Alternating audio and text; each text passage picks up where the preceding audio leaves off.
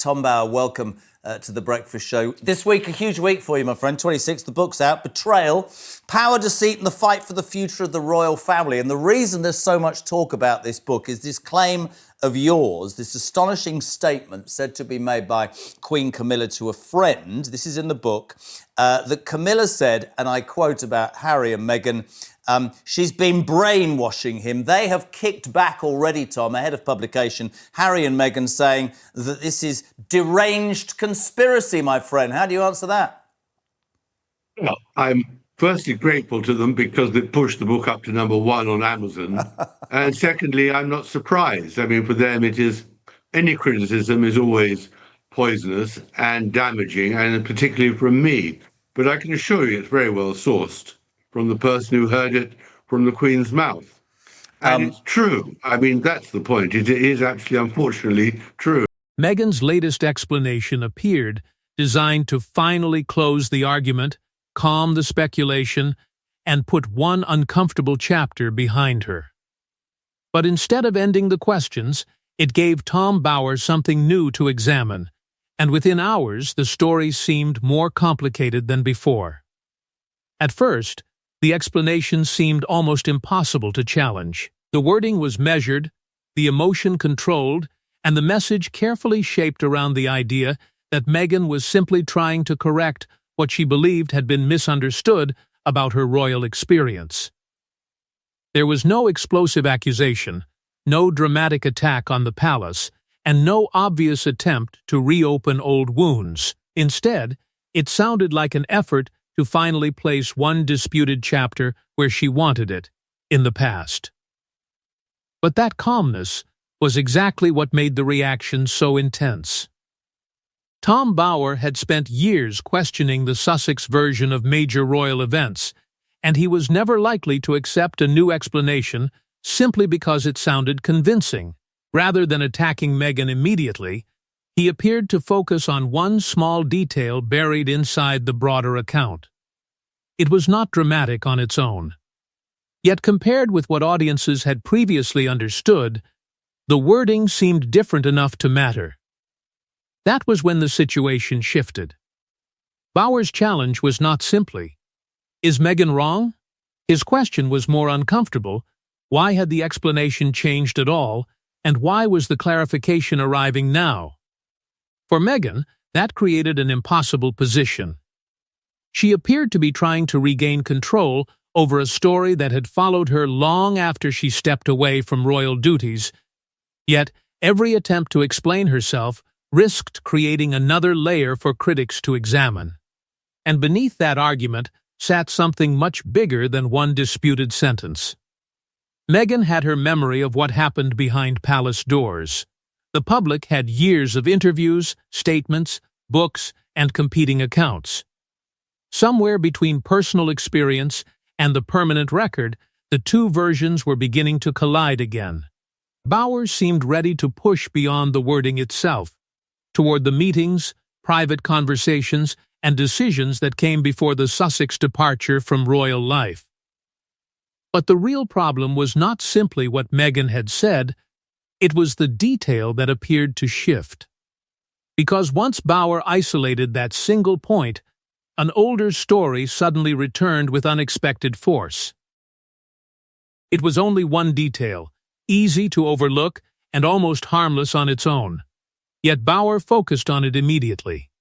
Because if Meghan's newest wording was accurate, then something about the version understood before had changed, and that raised a far more dangerous question. Why? The issue was not an obvious contradiction. It was more subtle than that. A shift in timing. A change in emphasis. A slightly different sequence that could easily be explained as added context. But Bauer appeared unwilling to treat it as meaningless. He began comparing the latest explanation with earlier interviews, public statements, biographies, and accounts that had shaped the story of Meghan's royal years. That comparison created the tension, because there is a huge difference between changing a story and expanding one.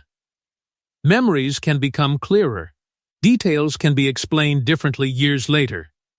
But when a disputed royal event has already been discussed again and again, even the smallest adjustment becomes important. Private palace conversations rarely come with complete records available to the public, so one changed phrase can suddenly carry enormous weight. For Meghan, the trap was obvious: say nothing, and critics could fill the silence with their own interpretation. Respond, and every new sentence became fresh evidence for those already searching for inconsistencies. Her supporters could easily see the latest explanation as a reasonable attempt to correct years of distorted headlines and incomplete reporting. From that perspective, adding context was not suspicious. It was necessary. Bauer, however, seemed to view it differently. His concern was that the disputed episode was not a minor side story. It connected to the larger narrative Meghan had built around her experience inside the monarchy: how decisions were made, how she was treated, and why trust eventually collapsed. If one important detail was now being framed differently, he wanted to know whether other parts of the account also deserved another look. And that question pushed the story somewhere Meghan could not fully control. Because the strongest answers might not come from interviews, memoirs, or public statements at all. They might come from the people who were actually inside those rooms, listening to the conversations and watching those decisions unfold. And that was where the confrontation became far more serious.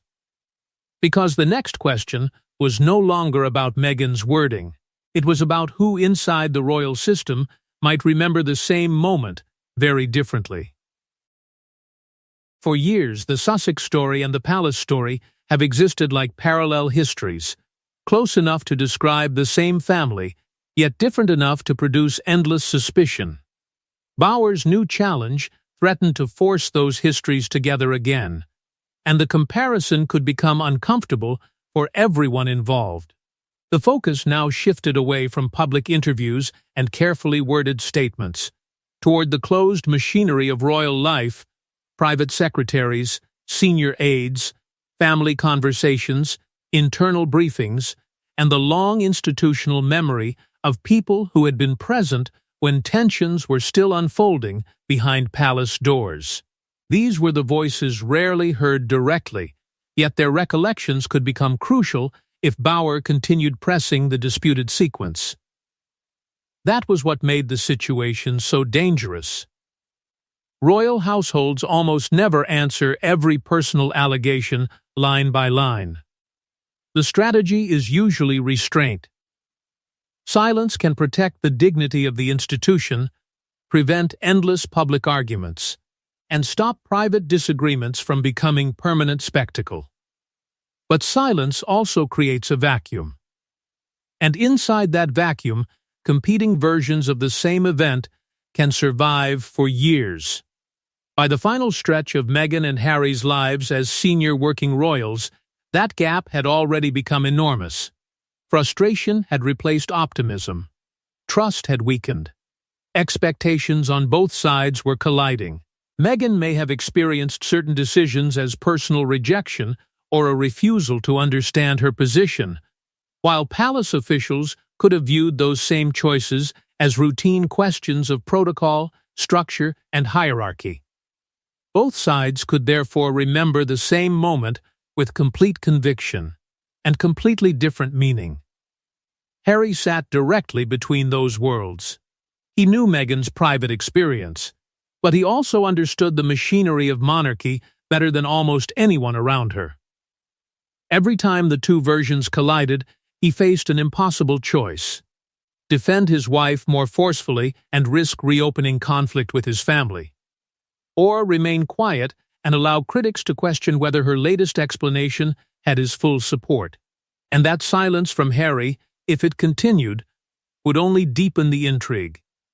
Because behind him stood another figure whose role could not remain distant forever: William. Even when he said nothing publicly, questions surrounding Sussex-era disputes often returned to rank, responsibility, succession, and who ultimately had the authority to decide how royal life would operate. Yet Bauer's challenge was about to expose something even deeper than conflicting memories. Because beneath the arguments over who said what was a struggle that had shaped the entire Sussex story from the beginning, the struggle over control. This was no longer merely an argument over one explanation. It had become a battle over who gets to define the past. Meghan had spent years telling her experience in her own words. Bauer had spent years challenging it. And neither side appeared ready to surrender the narrative. For Meghan, life after royal duty had meant more than physical distance from palace walls. It meant recovering the ability to speak without layers of courtiers, protocol, and institutional messaging standing between her and the public. Every interview, statement, and personal project became part of that effort to reclaim an identity she believed had too often been shaped by other people. But that freedom carried a price. The moment Meghan placed private experiences into the public arena, those experiences became open to examination. Bauer's reputation rested precisely on that kind of challenge, questioning carefully managed images, revisiting disputed accounts, and looking for places where the public version of events might not fit neatly with earlier descriptions. That meant every new explanation could reopen something old. A sentence intended to provide closure could revive an interview. A clarification could send attention back toward a biography. One emotional recollection could restart arguments involving staff, relatives, and decisions made years earlier. For Meghan, the emotional burden was obvious. People who had never lived inside her marriage or experienced the pressure surrounding her royal life were continually interpreting moments she regarded as deeply personal. Yet the opposite argument was equally powerful. Once those private experiences were used publicly to explain the actions of identifiable people, critics believed they had every right to examine the claims. And through all of this, the monarchy remained remarkably restrained. That silence gave the institution a strange advantage. Charles, William, and senior courtiers did not need to publicly fight every battle themselves. Others could raise questions while the palace stayed above the confrontation. In fact, Bauer's challenge became more powerful precisely because there was no detailed royal rebuttal competing with him. But beneath the argument over memory, something older was beginning to emerge. Meghan's latest explanation seemed to point back toward an earlier disagreement involving access, position, and what she believed her place inside the royal structure should become. It was here that the conflict stopped being merely about storytelling and returned to the moment when personal expectation collided with centuries of hierarchy. And once that earlier decision returned to the center of the story, the dispute suddenly became more personal. Because behind the polished statements stood a moment when Meghan appears to have realized that royal rules would never bend as far as she expected. Long before the interviews, documentaries, memoirs, and public battles, there had been another conflict unfolding quietly. Meghan entered a centuries-old institution while believing change was possible. But the institution expected adaptation. Somewhere between those two expectations, trust began to fracture. And Bauer now seemed determined to revisit that fracture. Meghan had built much of her adult life around independence, direct communication, and the freedom to make personal decisions quickly.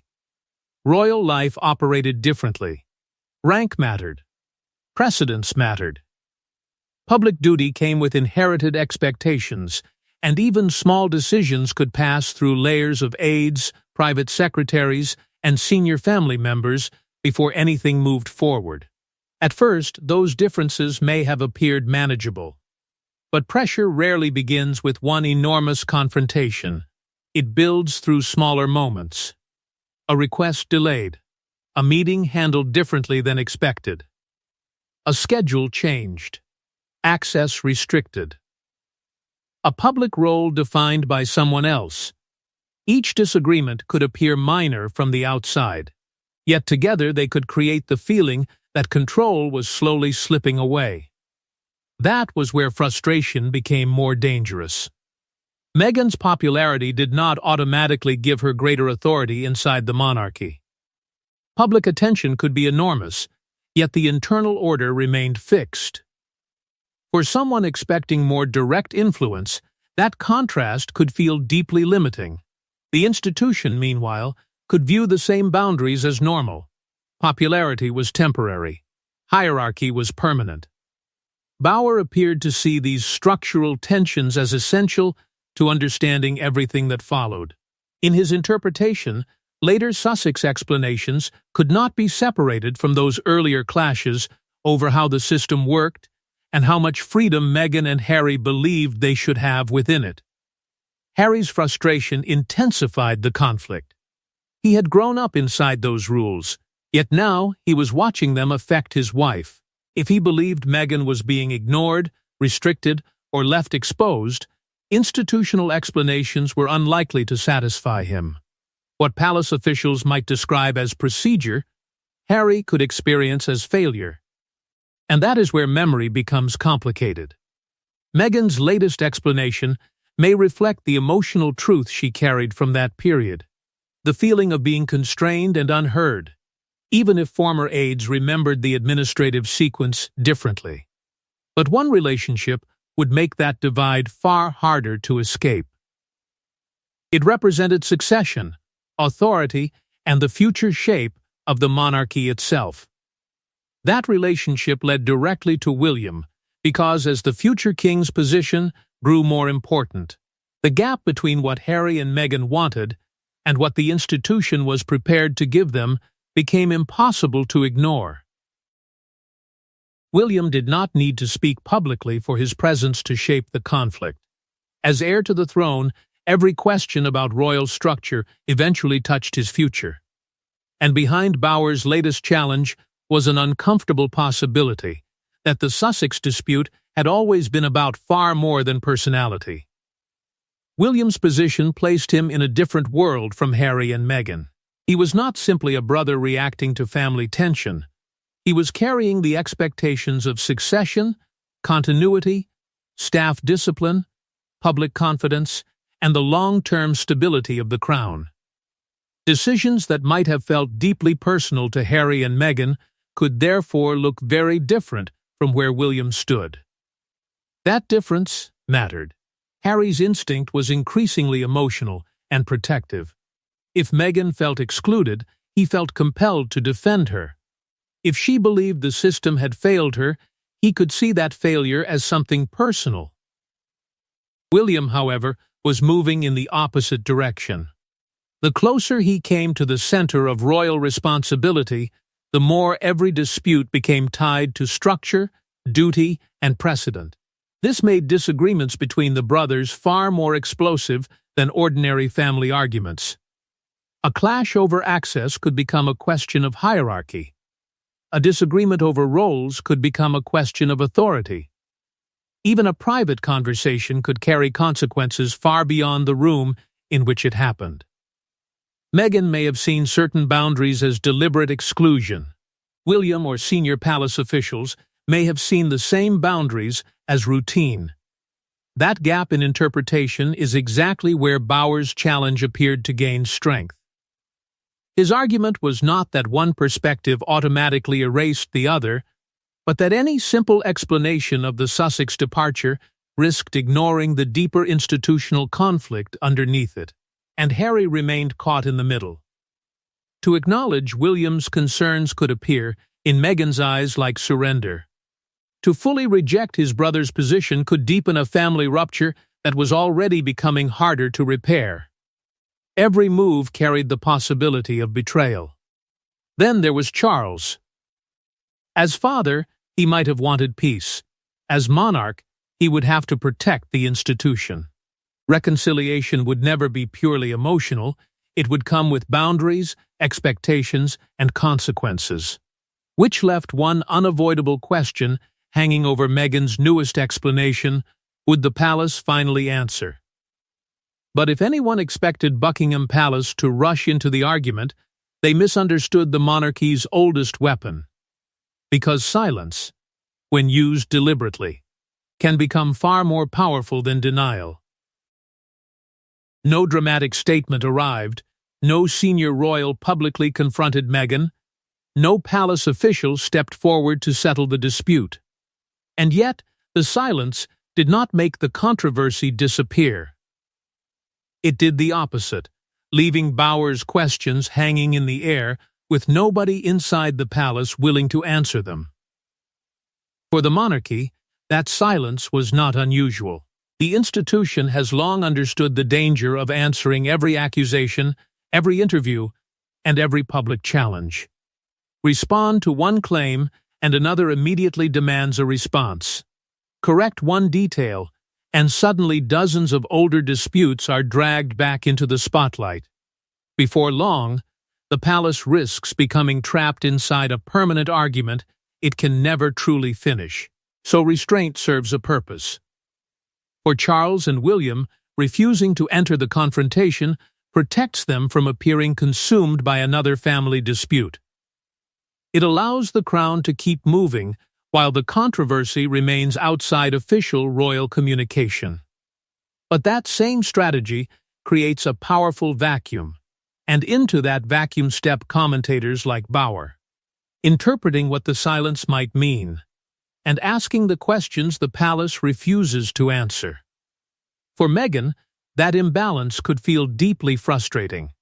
Anonymous sources, biographies, former insiders, and royal commentators can all influence how her story is understood, while direct institutional responses remain rare. She may speak openly, yet still find herself arguing against a system that rarely speaks back in its own name. That is precisely why the silence can become more powerful than a denial. It may also be strategic. The palace knows that attention eventually moves on. A dramatic rebuttal could give the controversy another week, another interview, another round of headlines. Silence offers the possibility that the argument burns itself out. But public opinion is already divided. Some see Bowers' scrutiny as necessary accountability, especially when old events are explained differently years later. Others see the same scrutiny as another endless cycle in which Meghan's every sentence is examined until a new controversy can be created from it. And now a more unsettling question was beginning to surface. Was this really about an old royal disagreement? Or was Meghan's latest explanation preparing the ground for whatever came next? Bowers seemed convinced the matter was not finished.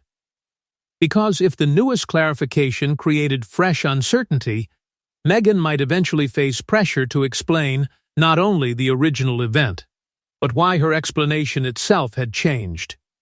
And that possibility created the most dangerous stage of the confrontation.